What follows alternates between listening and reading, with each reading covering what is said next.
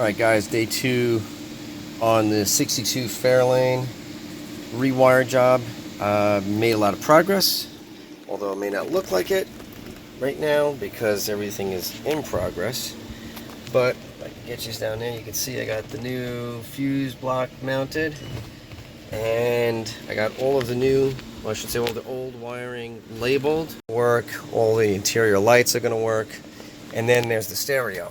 So there is a aftermarket Bluetooth stereo in here which was installed, and to no surprise that wasn't really done real well either.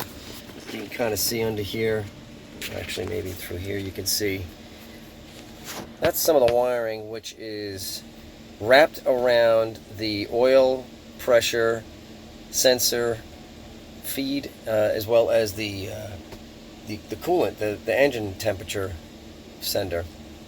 There's a little cluster up here, so those lines go up there, and they just got extra wires, so why not just wrap around it, use that as a zip tie, you know what I mean? And not to mention that things are just kind of twisted together. I found under here, let me see if I can show you, the light switch for the radio, that was just twisted together. It wasn't even on there. It just basically fell apart once I tried to move it. And then here's the other things that just kind of irk me. It's a beautifully restored car, everything's real nice, and then they just got this ground, I mean, just chipping away the paint, just sitting there out in the open. Okay, that is the ground feed, not only for the heater motor, but then they decided, well, that's a good feed, let's just tie into that for the radio. I mean, seriously guys, you couldn't just find a clean ground on the chassis and the firewall in the dash somewhere? You can have an isolated ground instead of tying into the heater blower motor switch. I mean, who knows what kind of noise that's making. The radio was acting all kinds of funky, and it was not playing right, I can tell you that for sure. After doing some more digging, it's got separates in the kick panels here, 6.5 inch and tweeters, and they did the right thing. I mean, they got a crossover network, which is right here, but and it's wired up correctly, at least from this point, but it was just literally thrown in there. It wasn't mounted or anything, so who knows what this was shorting out on, God knows what. I mean, it wasn't even mounted. It literally was just thrown up in the dash, just bouncing around as you're driving down the road. So this may not look like progress, but it definitely is. Now that I got all of the old wiring diagnosed, I got it all traced out and labeled, now I just got to tie in the new harness to the old wiring there, get rid of that fuse panel like I said, clean up the radio wiring, and that should be it. Then if we come around here, they definitely win the award for the most amount of zip ties. You can see the whole floor is covered in zip ties that I just got tired of making a neat pile with, and I just started throwing them because I was just too many of them. And that's all the extra wiring that I yanked out of the engine compartment that's not going to be needed. So you can see I kind of got things open right now, and all kinds of jumpers just so I could power stuff up temporarily. But this is all going to be cleaned up, neatened up.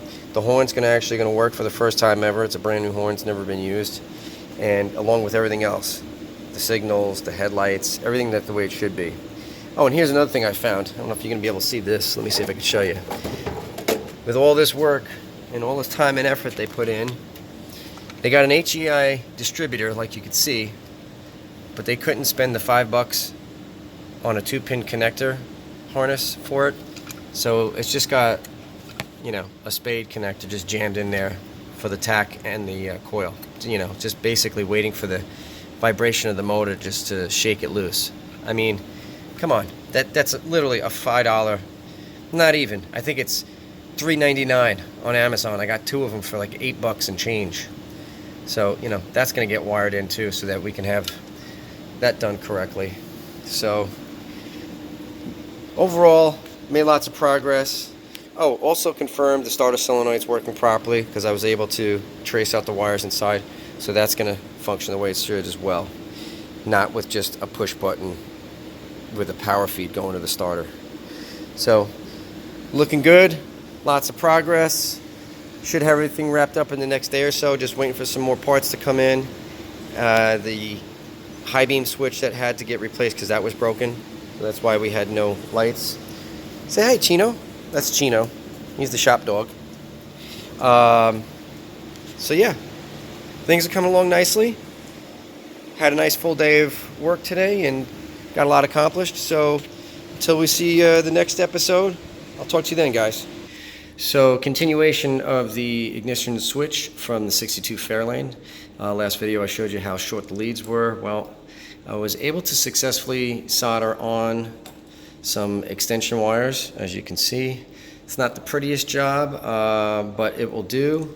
Didn't really have much to work with, so that's about as good as it's going to possibly get, given the fact that, you know, the heat will distort the insulation when it's that short. So I'm going to clean that up with some heat shrink so that, you know, obviously it's insulated, but we should be good to go. So that just saved the customer about $50 for that one little wire harness, believe it or not. I'll show you the afterwards, after I put the insulation on, the heat shrink I should say, so you can see it when it's all tidied up. Alright guys, so the ignition switch is all done. Went ahead and did the extensions, extended the lines coming off of them. I was able to get a good solder connection on each one of the leads here, so that was good. And then I just dressed it up with some heat shrink tubing to keep it insulated and looking nice. So now we got plenty of wire to work from so that I can tie into the car correctly. The switch I already confirmed works, so that's good. By the way, if you guys don't know, a lot of you may or may not know this, to get the tumbler out of these things, that's what that little hole is right there. If you've ever wondered what that's for, I can zoom a little closer. That little hole right there is actually the unlock portion for the cylinder itself. So in order to get this key out, I should say the whole cylinder out, you have to have the key itself plus something to stick in the hole, which a paper clip works perfectly. If you don't have a paper clip, you can do like I did and use some welding wire. I had some TIG wire laying around that I was able to use. But you have to have the ignition key in there. You turn it to accessory, turn it backwards to ACC, push that in there, and that will allow it to give like another quarter turn and actually unlock. And then this comes out from the front, and then you're able to take the rest of the ignition cylinder out from the back of the dash. So if you've ever wondered how to get an old school ignition switch out, now you know. Also, there's usually a trim ring in the front. Obviously, that's got to come off. That's on the front side of the dash. In any case, ignition switch is all good. Saved the guy 50 bucks. Didn't have to buy a new connector. All right. This stuff isn't that difficult, guys. You just got to take some time, put a little effort into it. You know, I know wiring is usually everyone's least favorite thing to do, but it's really not all that difficult. And, you know, actually, personally speaking, I enjoy it. So you have something nice to look at when you're done. Just like a nice clean motor, you got nice clean wires.